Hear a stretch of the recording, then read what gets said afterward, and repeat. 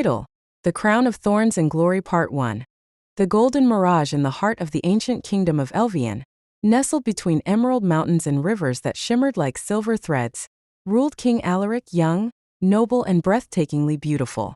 At 30, his face still bore the soft grace of youth, yet his eyes carried the quiet wisdom of battles fought and burdens borne. Alaric's hair was a cascade of dark golden waves, falling just below his shoulders, catching the sunlight with a radiant glow. His eyes, the color of stormy seas, often betrayed the stillness of his royal posture.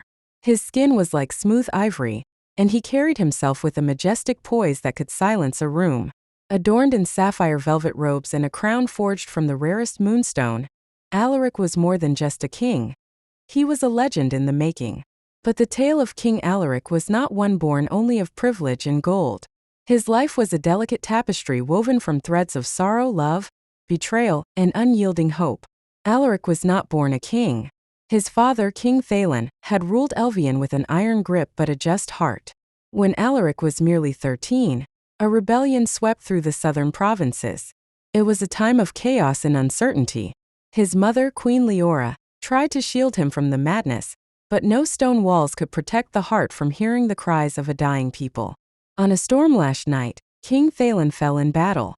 The crown passed to the boy who had never held a sword longer than his own arm.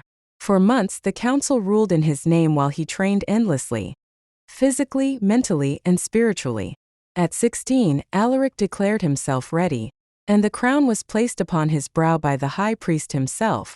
The people watched with wary hearts, but the boy surprised them. His first act was not of war but peace.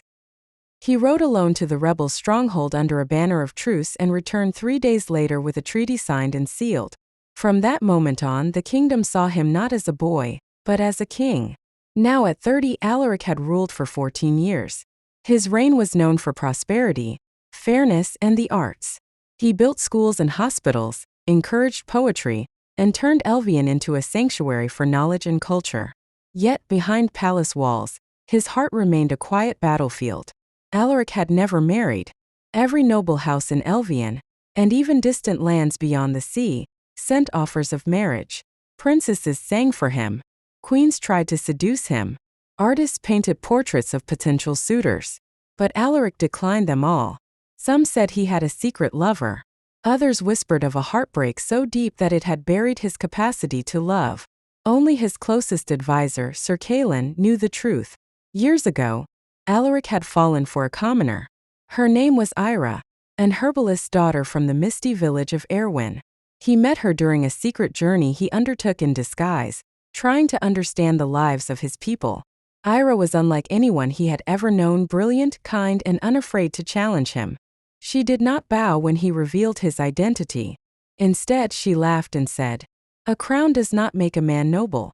His choices do." For 2 years, Alaric courted her in secret. He would sneak out of the palace in the night, dressed in plain clothes, and meet her by the riverbanks. They dreamed of a life together, free from duty, from titles, from war. He planned to change tradition and make her his queen, but the court would never allow it. The council conspired against her. They declared her a witch, accused her of seducing the king through dark magic. Ira was forced to flee, vanishing into the deep forests of the north. Alaric searched for her for years, sent riders and spies, but she was gone like mist at dawn. Since then, his heart belonged to shadows. But the kingdom still needed him. And Alaric had long since learned to wear masks.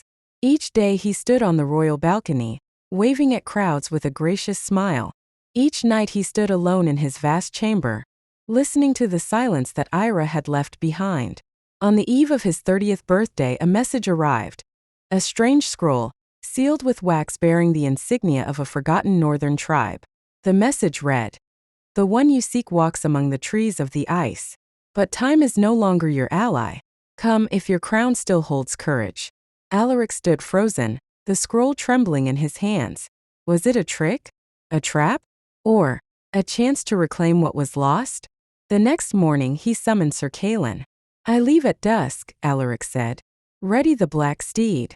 And speak of this to no one." Kaelin stared at him, brows furrowed. "You ride alone, your majesty?" Alaric nodded. This journey is not for a king. It is for a man who has waited long enough. As the sun dipped below the horizon, King Alaric, cloaked in midnight armor, rode out through the castle gates. The people assumed he had gone to a royal hunting expedition, but only Kaelin knew the truth. The beautiful king was chasing a ghost.